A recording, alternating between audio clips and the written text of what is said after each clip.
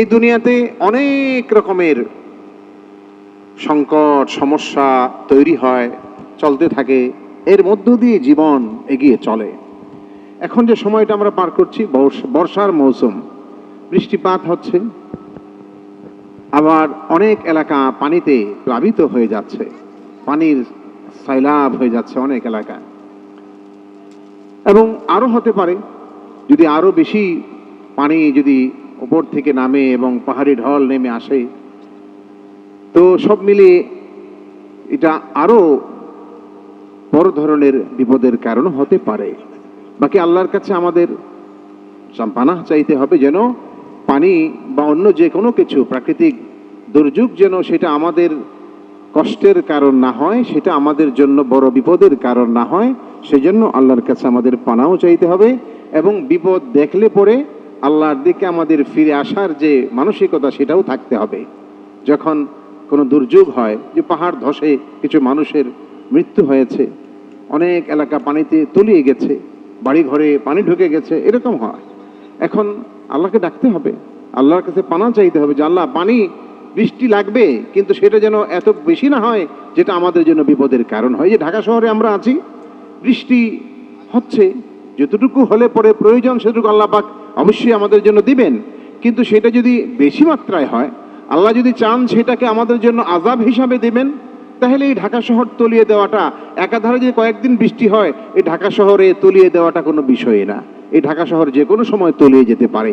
আর যদি মনে করি আমরা যে আমরা তো 5 তলায় থাকি, 10 তলায় ফ্ল্যাটে থাকি, আমার তো অসুবিধা নেই, নিচতলা তলিয়ে গেলে আপনি যে তালাই থাকেন না কেন, সব এই বসবাস করা অযোগ্য হয়ে পড়বে, আমাদের কারো পক্ষে এখানে বসবাস করা সম্ভব হবে না। কথা বলেন ঠিক কিনা? কাজে আল্লাহ যদি চান যে গজব দিবেন, আল্লাহ যদি চান আমাদের শাস্তি দিবেন, তাহলে আল্লাহ পারেন কিনা? কিন্তু আল্লাহ সব সময় বান্দাকে আল্লাহ কষ্ট দেন না, আল্লাহ চান বাঁচায়া দিতে। বাকি আল্লাহ চান যে যদি বিপদের আশঙ্কা দেখো তাহলে আমাকে ডাকো। আওয়ালা ইয়ারাউনা আন্নাহুম ইফতানুনা, এগুলি তারা দেখে না, লক্ষ্য করে না। সুম্মা লা ইয়াতুবুন, এরপরে তারা কি আমার কাছে তওবা করে ফিরে আসে না এবং এখান থেকে শিক্ষা গ্রহণ করে না? আল্লাহ পাক বলেন যে শিক্ষা গ্রহণ করা উচিত, তওবা করে আমার কাছে ফিরে আসা উচিত যে আল্লাহ আপনি ছাড়া আমাদের আসলে কেউ রক্ষা করতে পারবে না। আমরা যদি স্বস্তিতে শান্তিতে বসবাস করতে চাই, সেটা সেই স্বস্তি আর শান্তি একমাত্র দেওয়ার মালিক আপনি, আল্লাহ। আল্লাহ ছাড়া স্বস্তি শান্তি নিরাপত্তা এবং স্বাভাবিক জীবন লাইফ স্বাভাবিকভাবে জীবন যাপন করা, এটা আল্লাহর দয়া ছাড়া, সাহায্য ছাড়া এটা আমাদের কারো পক্ষেই সম্ভব নয়।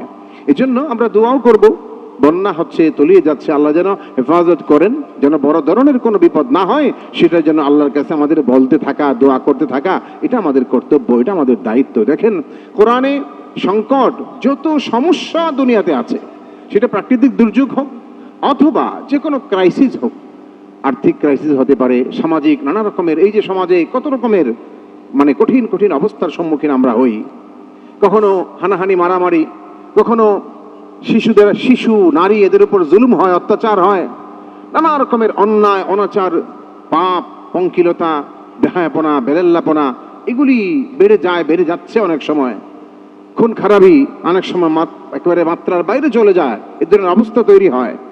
এই যে হয়, এই সব কিছুকে যদি কোরআনের একটা শব্দ আল্লাহ বলেছেন ফাসাদ, যে ফাসাদ ছড়িয়ে পড়ে, বালা ছড়িয়ে পড়ে, তো আল্লাহ রাসূল সাল্লাল্লাহু আলাইহি ওয়াসাল্লাম হাদিসে বলেছেন যে ফিতনা, ফিতনা শব্দ কখনো ফাসাদ কখনো ফিতনা বলেছেন, যে সাতাকুনু ফিতনা, আলা ইন্নাহা সাতাকুনু ফিতনা। হযরত আলী রাদিয়াল্লাহু আনহু হাদিস বর্ণনা করেছেন যে রাসূল করিম সাল্লাল্লাহু আলাইহি সাল্লাম বললেন যে অচিরেই এরকম ফিতনা ছড়িয়ে পড়বে, হানাহানি, খুন খারাপি, মেয়েদের উপর, শিশুদের উপর, নারীদের উপর অত্যাচার, জুলুম, স্বামী স্ত্রী নানা রকমের ঝগড়া বিবাদ, অমিল, অশান্তি, অস্থিরতা, এরপর নানা রকমের পাপ কাজ, বেহুদা কাজ, সময় নষ্ট করা, বেহুদা কাজে সময় নষ্ট করা, অনেক সময় অর্থহীন কাজে মানুষ সময় নষ্ট করে। দেখবেন যে খেলা শুরু হয়েছে, কত ঘন্টা গেল, কত সময় গেল, সেদিকে খেয়ালই নেই, রাত জেগে জেগে রাত জেগে জেগে খেলা চলছে, অথচ যে মানুষটা খেলার জন্য রাত জাগে ওই মানুষটা কিন্তু আল্লাহু আকবারের ধ্বনি যখন ফজরের আজান তার কানে ভেসে আসে তো সেই দিকে তার কোনো খেয়ালই নাই, সে তার খেলার দিকে আছে। এরকম কোটি কোটি মানুষ এই সমাজে আছে না নাই?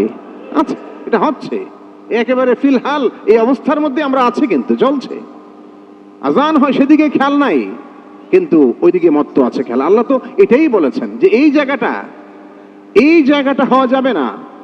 দুনিয়ার মোহ, দুনিয়ার রং তামাশা, খেল তামাশা এর যদি তোমাকে আল্লাহ থেকে দূরে সরিয়ে দেয় তাহলে বুঝতে হবে তোমার জন্য অনেক বড় বিপদ অপেক্ষা করছে।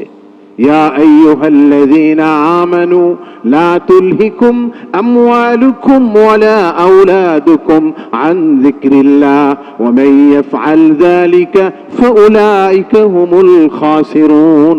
মাল, সম্পদ, সন্তান, এই দুনিয়ার মোহ মায়া এগুলি যেন আল্লাহর স্মরণ থেকে তোমাকে দূরে সরিয়ে না দেয়। যদি এটা হয় যে তুমি আল্লাহর স্মরণ থেকে দূরে সরে গেছো, এই ফিতনায় মুবতালা হয়ে গেছো, তাহলে ফাউলাইকা হুমুল খাসিরুন, এরা হবে ক্ষতিগ্রস্ত। নানা দিক থেকে ক্ষতির সম্মুখীন হওয়া লাগবে, ব্যক্তিগতভাবে, জাতিগতভাবে, সমষ্টিগতভাবে নানা রকমের ক্ষতি আর লোকসান, বিপদ বালা নেমে আসবে। এটা আল্লাহ পাক সাবধান করেছেন। তো বলছিলাম নানা রকমের ফিতনা দুনিয়াতে ছড়িয়ে পড়ে এবং পড়বে। রাসূল করিম সাল্লাল্লাহু আলাইহি ওয়াসাল্লাম যখন বললেন আলা ইন্নাহা সাতাকুনু ফিতনা, ফিতনা ছড়িয়ে পড়বে চারদিকে। হযরত আলী রাদিয়াল্লাহু আনহু বলেন যে আমি বললাম, ইবনে মাজাহ শরীফের হাদিস, হযরত আলী রাদিয়াল্লাহু আনহু বললেন আমি বললাম কুলতু ইয়া রাসূলুল্লাহ ফামাল মাখরাজ মিনহা, তাহলে এই ফিতনা থেকে বাঁচার উপায়টা কি? ফিতনা যদি ছড়িয়ে পড়ে চারদিকে আর এরকম কঠিন কঠিন পরিস্থিতি যদি হয় তাহলে আমরা তখন এর থেকে বাঁচবো কেমন করে? রাসূল আকরাম সাল্লাল্লাহু আলাইহি ওয়াসাল্লাম বললেন ক্বালা কিতাবুল্লাহ, এই ফিতনা থেকে বাঁচার উপায় হলো আল্লাহর কিতাব, আল্লাহর কোরআন। আল্লাহর কিতাবকে যদি পড়ো, মানো, সেটাকে তুমি অনুসরণ করো, তাহলে এই সব ফিতনা থেকে তুমি বাঁচতে পারবে। ফিতনা থেকে আল্লাহ তোমাদেরকে বাঁচিয়ে রাখবেন। বাঁচার উপায় একটা, সেটা হচ্ছে কিতাবুল্লাহ, আল্লাহর কিতাব। ফিতনা থেকে বাঁচার উপায় কি? আল্লাহর কিতাব, কিতাবকে আঁকড়ে ধরা, আল্লাহর কোরআনকে পড়া। এই যে সমাজে ফিতনা, আমরা অনেক কথাই বলি, অনেকেই অনেক রকমের আলোচনাই হয়, এই যে ফিতনা ফাসাদ, হানাহানি, মারামারি, খুন, ধর্ষণ এগুলি হয়। হ্যাঁ, আইন শৃঙ্খলা বাহিনীর দায়িত্ব আছে, তারা তাদের দায়িত্ব পালন করছেন, করবেন, কিন্তু আমরা আমাদের জায়গা সমাজের মানুষ হিসাবে আমাদেরও তো দায়িত্ব আছে। যারা অন্যায়গুলি করছে, এই যারা, সেটা কিশোর গ্যাং হোক, এটা সন্ত্রাসী হোক, এটা সমাজের সেই আপনার নেশাখোর হোক, যাই হোক না কেন, এদেরকে প্রতিরোধ করা, এদেরকে দমন করা, এদেরকে বয়কট করা, এদের বিরুদ্ধে রুখে দাঁড়ানো, এটা সামাজিকভাবে আমাদের দায়িত্ব আছে না নাই? সেটা আমাদেরও দায়িত্ব আছে।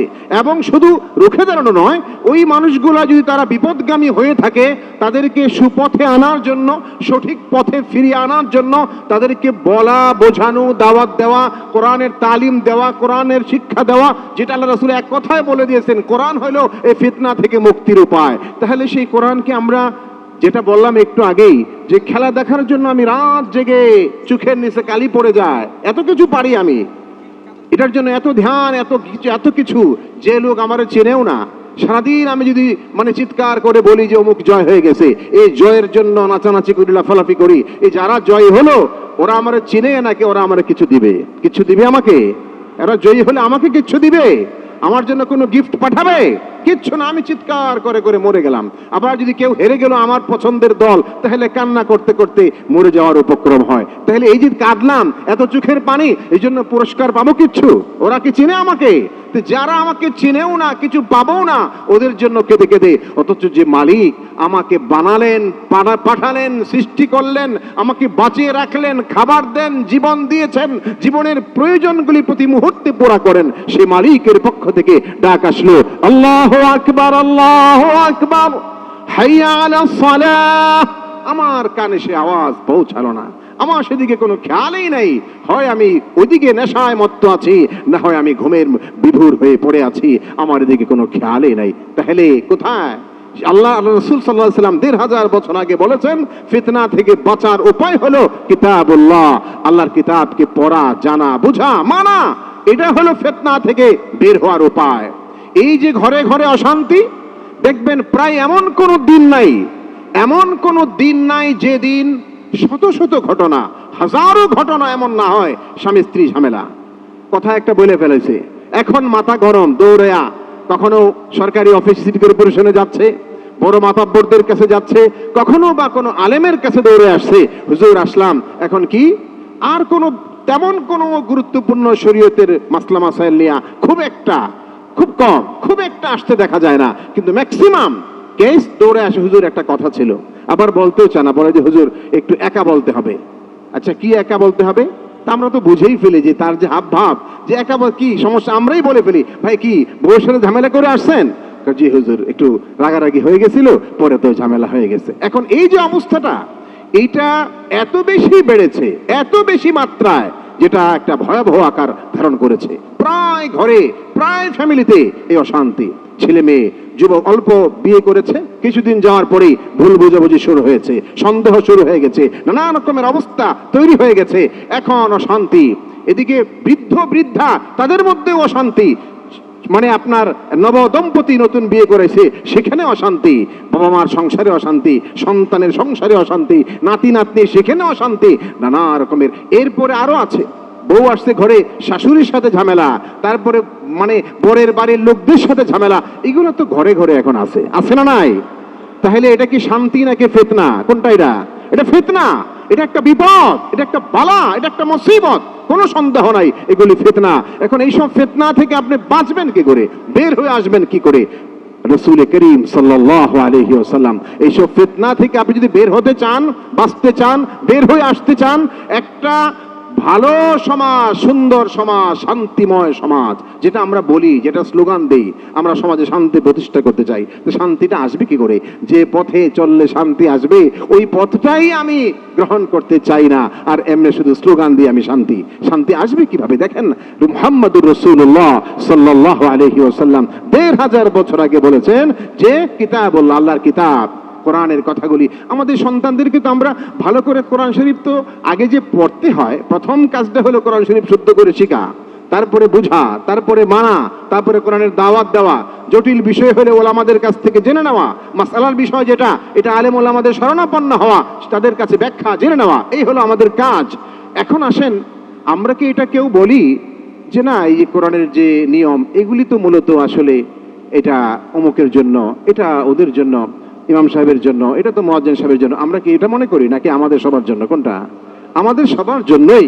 হ্যাঁ, কিন্তু আজকে দেখেন কত, মানে এটা দুর্ভাগ্যের কথা, এটা আমাদের অত্যন্ত পরিতাপের বিষয় যে আমার প্রথম যে কাজটা কোরআন শরীফ সুন্দর করে শিখতে হয়, পড়তে হয়, সেই জায়গাটাতেও তো আমরা এখনো পর্যন্ত আমরা সেইভাবে এগোতে পারি নাই। এত মাদ্রাসা আছে, এত মক্তব আছে, এত আপনার নৈশ শিক্ষা আছে, বয়স্ক শিক্ষার ব্যবস্থা আছে, ইসলামিক ফাউন্ডেশন কাজ করতেছে, আপনার মসজিদ ভিত্তিক গণশিক্ষা চালু আছে, অনেক রকমের প্রকল্প চালু আছে, এত কিছু। এরপর আমাদের এদিকে আগ্রহটা আমাদের কম।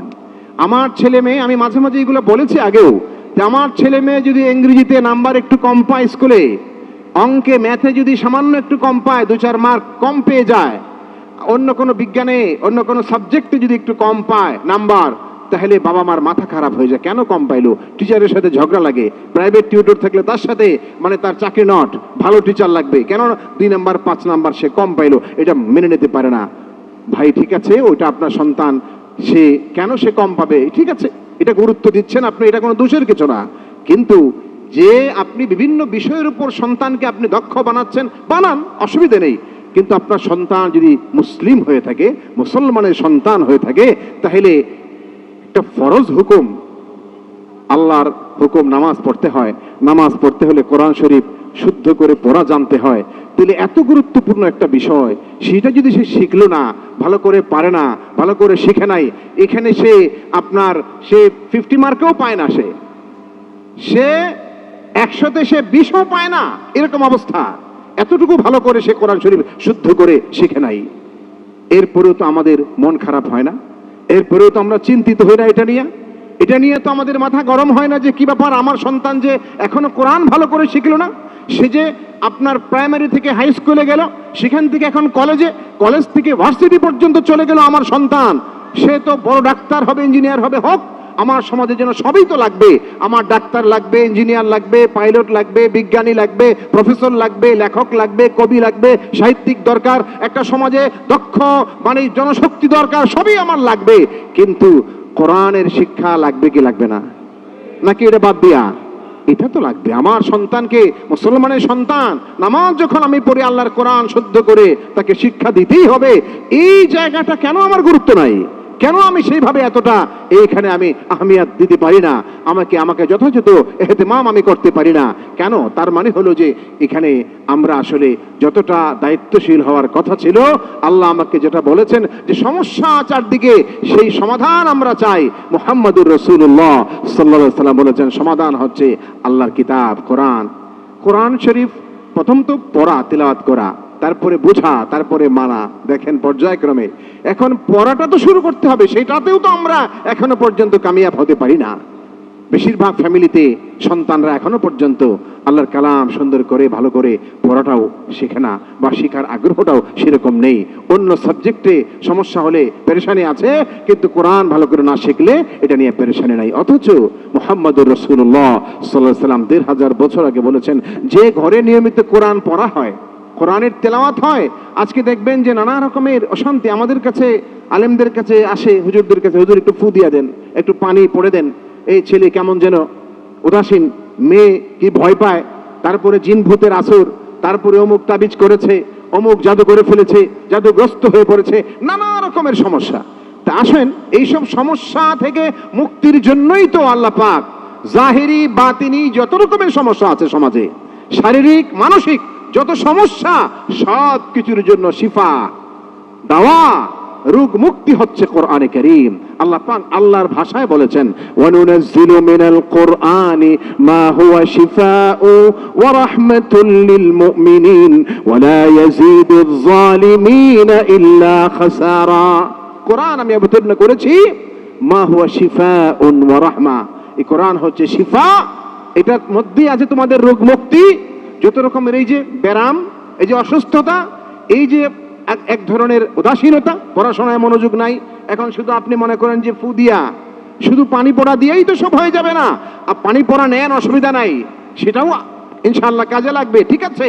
কিন্তু আপনার সন্তান যদি সকালবেলা ঘুম থেকে উঠা ফজর নামাজ পড়ে সূরা ইয়াসিন নিজে পড়ে, সে সকালবেলা সন্ধ্যাবেলা যদি সূরা ওয়াকিয়া তেলাওয়াত করে, রাতে ঘুমানোর আগে সূরা মুলক তেলাওয়াত করে, এমনিতেই যে সমস্যাগুলি আছে, সে উদাসীনতা, একটা ইনব্যালেন্স অবস্থা, তারপরে কেমন পাগলামি, অস্থিরতা, পেরেশানি, জিনের আসর, জাদুটোনা, এইসব আসর থেকে যদি আপনার সন্তানকে মুক্ত রাখতে চান, তাহলে আপনার সন্তানকে সকাল সন্ধ্যায় আল্লাহর কোরআনের তালিম, সে তাকে সেই তালিমে অভ্যস্ত করতে হবে।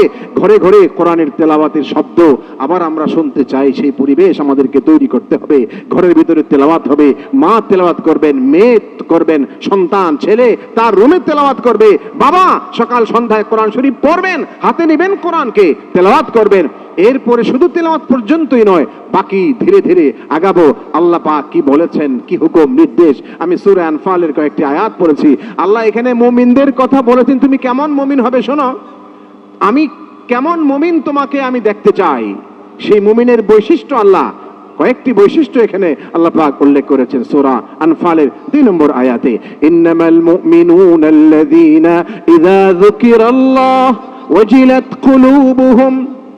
মুমিন, প্রকৃত মুমিন তো তারাই যাদের সামনে আল্লাহর কথা আসলে পরে, আল্লাহর নাম উচ্চারিত হলে পরে, যখনই আল্লাহ শুনে যে এটা আল্লাহর কথা, আল্লাহর হুকুম, আল্লাহর বিধান, আল্লাহর নবীর সুন্নত, আল্লাহর নবীর বাণী, এটা রাসূল করিম সাল্লাল্লাহু আলাইহি সাল্লামের সুন্নত, এটা যখন তার সামনে এটা আসে, তার ভেতরটা কেঁপে ওঠে, অন্তরাত্মা ভেতর থেকে বিগলিত হয়, ভেতরে ভয় ঢুকে যায় যে আল্লাহর কথা এটা, তাহলে আমি আল্লাহর কোথাও ওয়াদা, কোথাও ওয়াঈদ, এই যে ওয়াদা আর ওয়াঈদ, কোরআন পড়লে প্রতিটি আয়াত কোথাও ওয়াদা, কোথাও ওয়াঈদ, কোথাও আল্লাহ পাক সুসংবাদ দিচ্ছেন, তুমি যদি এই আমলগুলি করো তোমার জন্য এই সুসংবাদ, এই পুরস্কার রয়ে গেছে।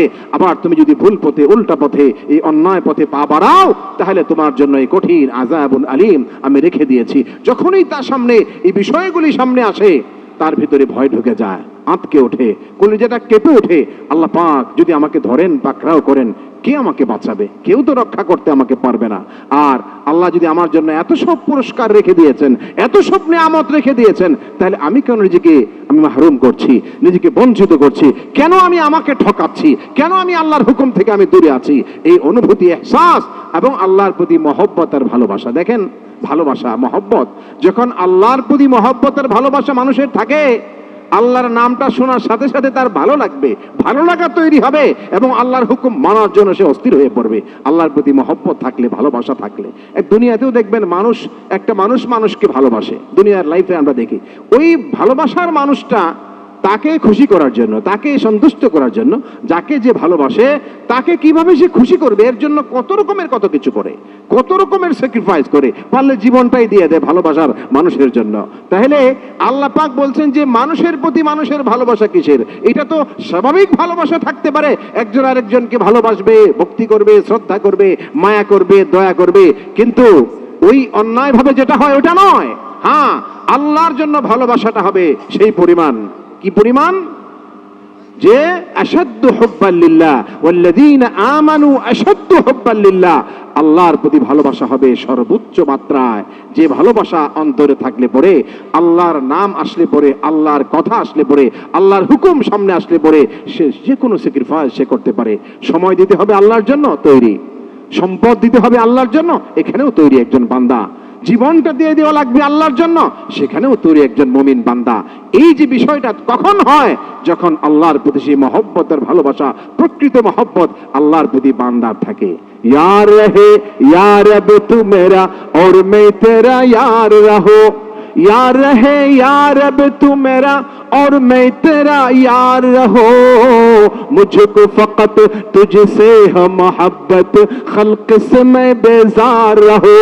তোমার সাথে আমার যে বন্ধন, তোমার সাথে আমার যে ভালোবাসা সম্পর্ক, এখানে আর কেউ যেন না থাকে, কোন মখলুক যেন এখানে না থাকে, কোন মখলুক যেন বাধা হয়ে না দাঁড়ায়। তোমাকে, তোমার ভালোবাসা আমি পেতে চাই। সেই প্রকৃত ভালোবাসা যার অন্তরে ঢুকে যায়, সে চায় আল্লাহ আর বান্দা, আল্লাহ আর আমি, এখানে আর কেউ যেন আল্লাহকে মানতে গিয়ে, আল্লাহর হুকুম মানতে গিয়া আমার নফস যেন বাধা হয়ে না দাঁড়ায়, মানুষ যেন বাধা হয়ে না দাঁড়ায়, সন্তান যেন বাধা হয়ে না দাঁড়ায়, সম্পদ যেন বাধা হয়ে না দাঁড়ায়, বরং আল্লাহকে খুশি করার জন্য সে সব ধরনের যে কোনো রকমের কোরবানি সে করতে প্রস্তুত থাকে। সেই ভালোবাসা ইমানদারের অন্তরে থাকবে।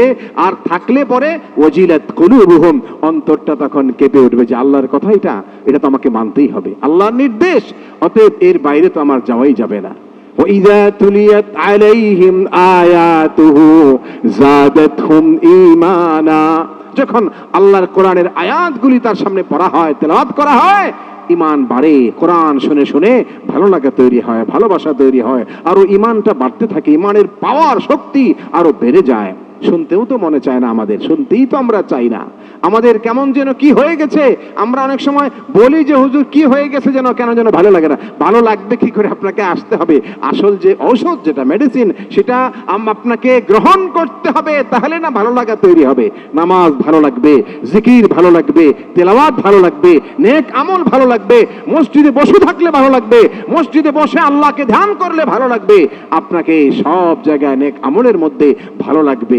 যখন আপনি সেই কোরআনের ঔষধ, মেডিসিন নিজের মধ্যে আপনি ঢোকাবেন, সেটা লাগবে, এমনি এমনি হয়ে যাবে না সেটা, এটার জন্য একটু লাগবে, সাধনা লাগবে। কোরআন শরীফের তেলাওয়াত শোনার অভ্যাস আমাদের করতে হবে, নিজে তেলাওয়াত করতে হবে। যিনি ভালো সুন্দর পড়তে পারেন তার তেলাওয়াত শুনতে হবে, সেই অভ্যাস আমাদের করতে হবে। শুদ্ধ করে শিখার জন্য আমাকে আগ্রহী হতে হবে।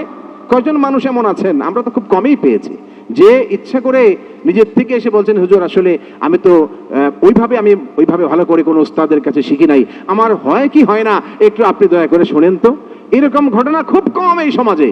অথচ এই ধরনের সমস্যা যে আছে বাস্তবে, এটা কি আমরা অস্বীকার করতে পারবো?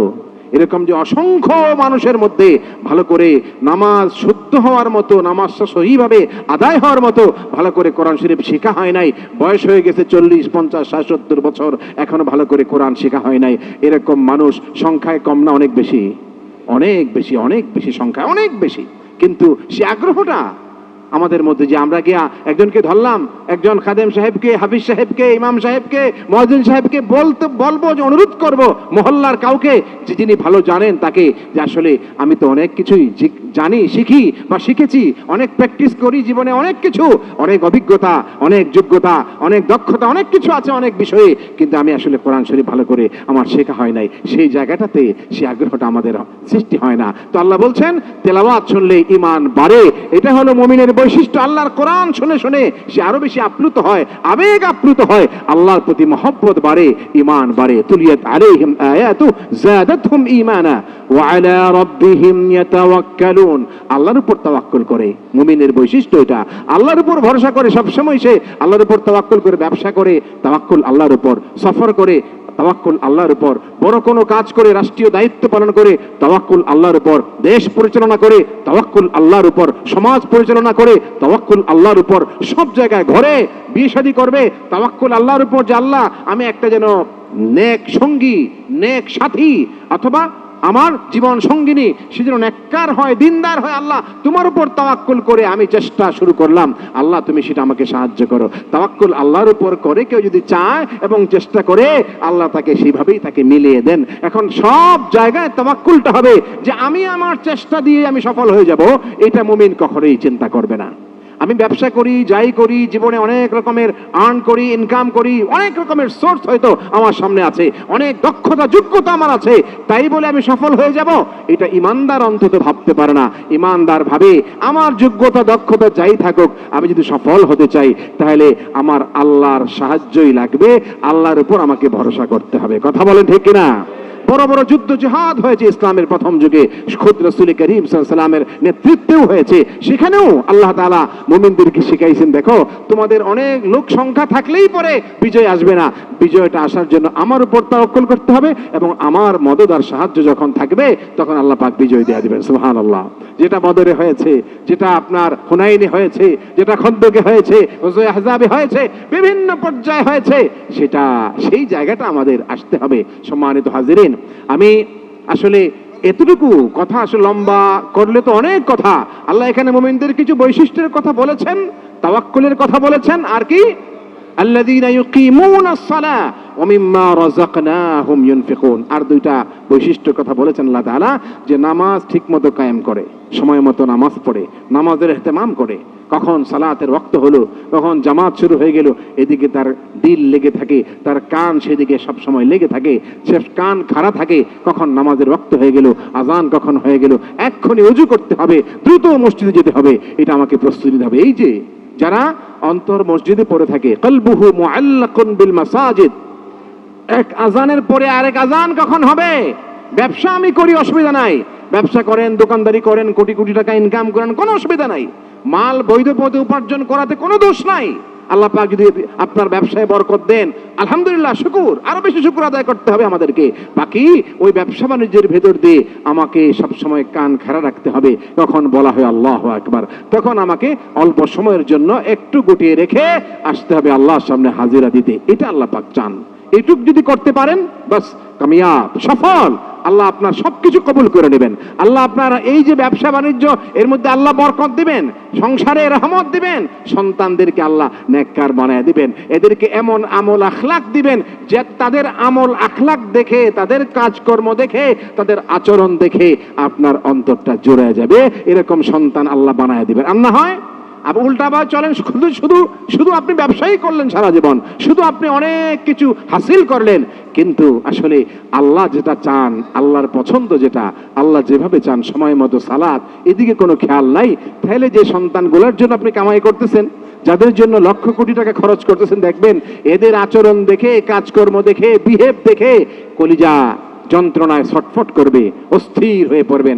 আরে এটা কেন হলো, আমার ছেলেটা এমন কেন হলো, আমার মেয়েটা এত বেপরোয়া কেন হয়ে গেল, কেন হয়ে গেল প্রশ্ন, কিন্তু আসলে কেন যে হলো সেটার আসল কারণ আপনার জানা আছে। একটু খুঁজলেই, একটু আপনি ভাবলেই, চিন্তা করলেই কারণটা আপনার সামনে স্পষ্ট হয়ে যাবে। সম্মানিত হাজিরিন, আর কি ইউকিমুনাস সালাহ ওয়া মিম্মা রাযাকনাহুম ইউনফিকুন, সর্বশেষ আল্লাহ বলেছেন এই আয়াতের মধ্যে, সূরা আনফালের 2 নম্বর আয়াতে আল্লাহ শেষে বলেছেন, তাদেরকে যে আমি সম্পদ দিয়েছি, মাল সম্পদ, সেই সম্পদ থেকে তারা সবসময় আল্লাহর নাম শুনলেই তো মনটা বিগলিত হয়, আল্লাহর জন্য সে দান করতে সবসময় তৈরি, যেখানেই হয়, সে গরিব মিসকিন অসহায়, মসজিদে দ্বীনি কাজে, মানে আত্মীয় স্বজন গরিব, যখনই যে কোনো হাজত প্রয়োজন সামনে আসে, সে মন থেকে দিল থেকে আল্লাহর পথে খরচ করতেই থাকে। আল্লাহর পথে সে খরচ করে, বখিলি করে না, কৃপণতা করে না। মুমিন কখনো কৃপণ হয় না, মুমিন সব সময় কি হয়, সখী হয়, দানশীল হয়। আর সখীর জন্য আল্লাহর ফেরেশতারা দোয়া করতে থাকেন, বখিলের জন্য সব সময় ফেরেশতারা বদদোয়া করতে থাকেন। যাই হোক, সম্মানিত হাজিরিন, আসুন আমরা সেভাবে আমরা একটু চেষ্টা করব, একটু চেষ্টা করলে ইনশাআল্লাহ আমরা এই যত রকমের সংকট সমস্যা আমরা দেখি, এগুলোর থেকে বের হওয়াটা এত কঠিন না। আল্লাহ রাস্তা আমাদের সহজ করে দিয়েছেন, বাকি আমাদেরকে একটু উদ্যোগী হতে হবে, একটু অ্যাডভান্স হতে হবে, একটু অগ্রসর হতে হবে। আমি 1 মিনিটে একটা ঘটনা বলি। কোরআন শরীফের আমি শিক্ষার কথা বললাম তো, কয়েক বছর আগে হজের সফরে আমরা মদিনা থেকে একবার গেলাম হলো বদরের প্রান্তর দেখার জন্য, যেখানে বদরের যুদ্ধ হয়েছিল। সেই ময়দান এখনো আছে কালের সাক্ষী হয়ে, সেই কূপ এখনো আছে যেখানে আবু জেহেল সহ বড় বড় কাফের লিডারদেরকে আল্লাহ রাসূল সাল্লাল্লাহু আলাইহি ওয়াসাল্লাম এদেরকে উপর করে কূপের মধ্যে ফেলে দেওয়া হয়েছিল, এদের অহংকার ধুলায় মিশিয়ে দেওয়া হয়েছিল। সবকিছু, সেই পাহাড় এখনো আছে, জাবালে রুমা, যেখানে সেই পাহাড়ে ফেরেশতারা যেখানে অবতীর্ণ হয়েছিলেন, তারা নাজিল, তারা 2 আসমান থেকে নেমে এসেছিলেন, সব আছে। তো বদর দেখতে গিয়ে বিকাল হয়ে গেছে, গাড়িতে করে গিয়েছে, সন্ধ্যা হয়ে গেছে, ঘুরে টুরে মাগরিবে রক্ত হয়ে গেছে। একটা মসজিদ আছে সেই বদর প্রান্তরের পাশেই, মসজিদে বদর, সেই মসজিদে মাগরিবের নামাজ পড়তে গেলাম। তো নামাজের জন্য প্রস্তুতি নিতে নিতে ওযু করে যখন আমরা ঢুকতেছি, তখন দেখি যে মূল জামাত শেষ হয়ে গেছে। তো মূল জামাত শেষ হইলেও মানুষের অভাব নাই, এরপর আর অনেক মানুষ জড়ো হয়ে গেছে বারান্দার দিকে। এক কোণা দেখলাম যে আরো অনেক, আবার জামাত শুরু হয়ে গেছে, আরেক জামাত চলছে, সেখানে মানুষজন জড়ো হয়ে নামাজ পড়ছে, আমরাও দাঁড়িয়ে গেলাম।